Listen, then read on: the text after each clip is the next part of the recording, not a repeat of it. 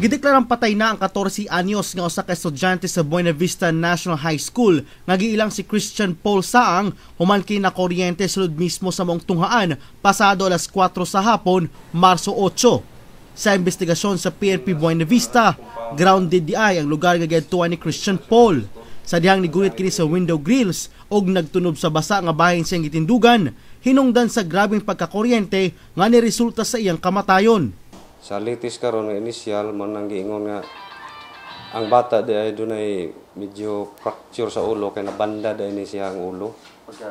Pagka-shock niya medyo tungod sa kakusog siguro sa kuryente yang ulo na banda pero wa pa ang formal nga report wa pa nakuha namo pero doon na inisyal nga kuan.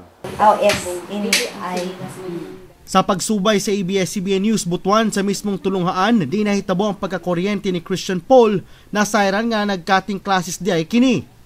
Kay nagkauban man gyud mi sa katong bata nga kauban niya paggawas niya sa classroom.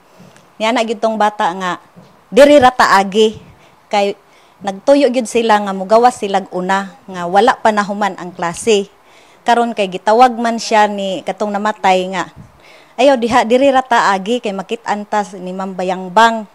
So dito gyud nilipot sila dito sa likod nga dili na siya agianan. Ning agi gyud sila dito sa likod sa classroom nga kalapukan.